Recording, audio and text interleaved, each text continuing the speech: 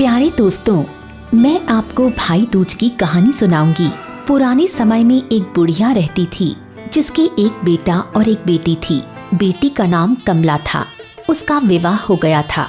जब भाई दूज का त्योहार आया तो भाई ने अपनी बहन के घर जाने की इच्छा प्रकट की। माँ, इस बार भाई दूज में मैं बहन के घर जाऊंगा।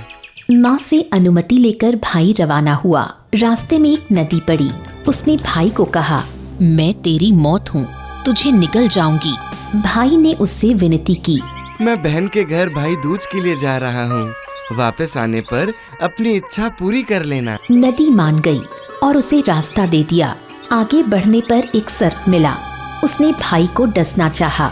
भाई ने सर्प को भी यही बात कही, बहन से तिलक कराकर लौटते समय तुम अपनी इच्छा पूरी कर लेना। सर्प भी मान गया।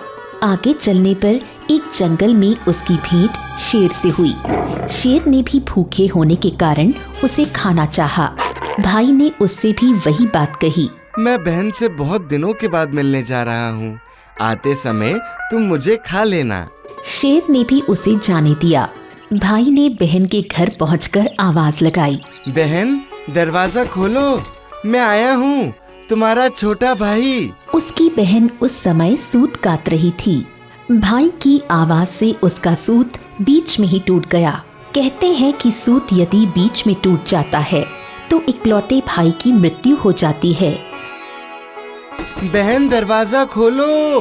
भाई के बार बार आवाज लगाने पर भी वो नहीं उठी। तभी बहन का सूत जुड़ गया और वो बाहर जाकर भाई को बड़े आव भगत से घर के अंदर लाई। उसने अपनी पड़ोसन से पूछा, भाई की खातिरदारी कैसे करूं? पड़ोसन ने हंसी हंसी में कह दिया, तेल से चौका लगाना चाहिए और घी से चावल से जाना। भोली कमला ने वैसा ही किया, परंतु न तो तेल का चौका सूखा न ही चावल सीजा। भाई ने उसको बताया, चावल को पानी में ही उबालना पड़ता है। भाई 2 दिन बहन के घर रहा। जब वो लौटने लगा तो कमला ने गेहूं पीसकर उसके लड्डू बनाकर रास्ते के लिए दिए। भाई के जाने के बाद वो घर में गई तो देखा बाकी के लड्डू हरे रंग के हो गए थे और गेहूं की चक्की में एक सांप मरा हुआ था। कमला दौड़ी दौड़ी भाई के पीछे गई और उससे सारे लड्डू लेकर फेंक दिए। ये क्या किया तूने? लड्डू क्यों फेंक दिए? उसने सारी बात बता दी।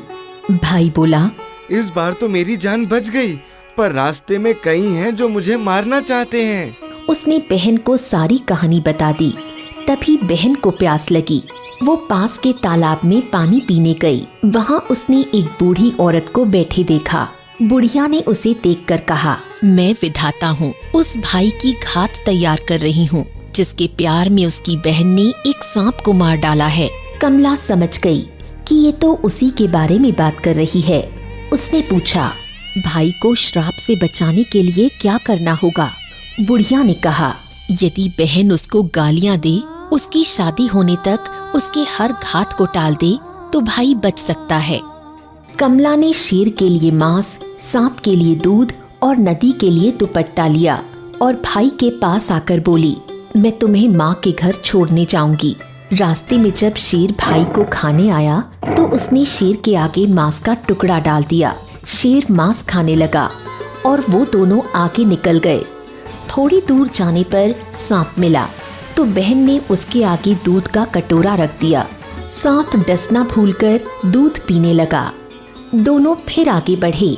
रास्ते में नदी मिली तो बहन ने उसे दुपट्टा ओढ़ा दिया। नदी ने खुश होकर उसे रास्ता दे दिया। फिर वो घर पहुँचे। बेटी को देखकर माँ ने गले लगा लिया। तभी बहन भाई को गालियाँ देने लगी। माँ को आश्चर्य हुआ। थोड़े दिन बाद भाई की शादी पक्की हो गई। शादी पक्की होने से बारात आने तक बहन भाई के साथ ही रहने वाली थी।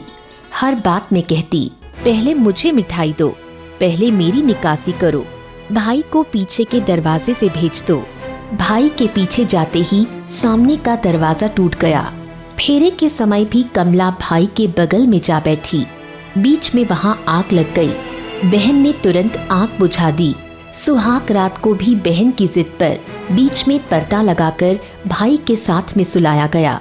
जब भाई भाभी सो गए, कमरे से एक सांप निकला जिसे बहन ने टोकरी में बंद करके रख लिया और सो गई। भाई के सारे घात कट गए थे।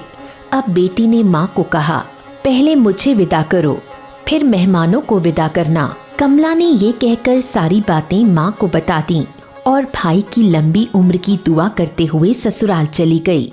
दोस्तों, ये है बहन का भाई के लिए प्यार। आपको ये कहानी अच्छी लगी हो तो इसे लाइक और शेयर जरूर करें। धन्यवाद।